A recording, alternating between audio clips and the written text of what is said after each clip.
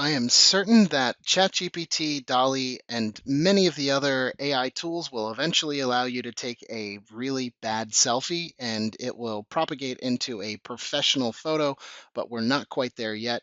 An example of what that is I basically took a professional photo, gave a very simple prompt, and then it put some other person in there, not with the directions that I asked for. It is what it is, so I want to quickly show how we can use a selfie to make a very professional looking photo. So the first thing is we take a photo with our phone. Most of us have smartphones, I would hope, that are professional enough in terms of the megapixels that are inside of your camera to make something decent.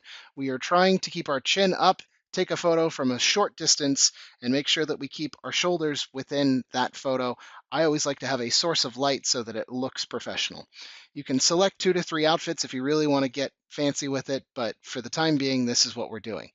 Make sure that you have not cut off your shoulders. I've done that with this one and it made things a lot more difficult. Too much headroom is obviously a problem. Centered is ideal, but that's kind of the game that we're playing here. Send the photos to yourself, which I already have, and then download them locally to your laptop or whatever device you're using. Next, we're going to Photopea. It's a freemium or free version of Photoshop that's open source, so you can basically do all the same things in Photoshop, just with, yeah, I guess, a free version of it. So first, we're going to upload the photo. So I'm hopping over here, and I am just going to drag it from my downloads folder, and boom. Okay, great. So now I need to change the size of the image because it's a massive image. So I'm going to hit Image, Canvas Size. Now I want to make it small enough so that I have no issue plopping it into LinkedIn or anywhere else. 750 by 750 feels good to me. So I'm going to hit OK. Next, you can tell that it's been cropped in a way that I can't use it. So I am going to click Transform Controls, and this will allow me to then hit Alt, which then keeps the aspect ratio the same. So I've chopped off my hair a little bit. I'm going to move it down to make sure that I'm totally centered. Maybe I want to adjust it just a bit more. Again, now it's gone wide, so Control Z. Yeah, I think this is pretty close to what I'm looking for. Maybe just a bit more off center. Yeah, cool. You can play with this all you want. It's up to you. Sometimes people are like, "Oh, I've cut off too much." You can adjust. Like there's no rules here. I mean, there's some, but very little. Cool. So this feels all right to me. Next, we're going to remove the background. Now, just a quick mention is that you actually only get one per day with Photopea. You get unlimited with the remove.bg tool. So decide whether or not you're ready to commit to the one that you're going to remove the background today of. It's really easy to go and use another tool and then re-import. Just wanted to mention that in case you feel like you got stuck and then you have to wait a day or something crazy like that. I'm going to hit select and I'm going to hit remove background. It says that I got to do $5 a month if I want to do more than one. They make you watch an ad. I guess they got to pay rent somehow. And the background is gone. Crazy. Now we need to add in a background that looks professional, but also matches your interest, maybe the industry that you're going after. I've provided a few really basic prompts. So if you want to go nuts on this stuff, go explore. There's plenty in here. So let's say upscale library, modern outdoor courtyard, I don't know, corporate office. None of these seem super imaginative. I mean, it's really up to you. I'm going to copy one of them, control copy. I'm going over to DALL-E, which is the image generator, and I'm dropping this in here and running it.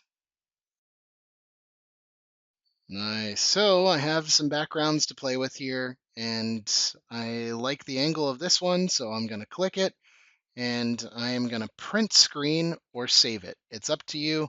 I prefer doing the print screen and saving as image. It's really up to you. And maybe this doesn't feel quite right from the standpoint of matching the background. It's really easy to make a lot of adjustments, and this could turn into an entire course very quickly. But let's just do an adjustment where we are matching the color. So I go to Image, then Adjustment, then Match Color, and I have selected the headshot this image. So luminance basically gives me a brighter or less bright version. Maybe I'll turn it up a little bit. Color intensity, I'm just trying to kind of match what's there. Um, yeah, I mean, again, go nuts. Now, one of the last things that I want to do is make sure that I blur the background to make it look like I'm really in focus up front, and then behind me is out of focus. It's kind of like standard photography stuff. So I select the background, then I'm hitting filter.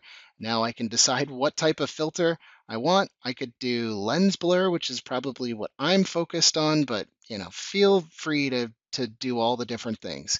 Now you can adjust as needed, so you can see behind, it's quite blurred.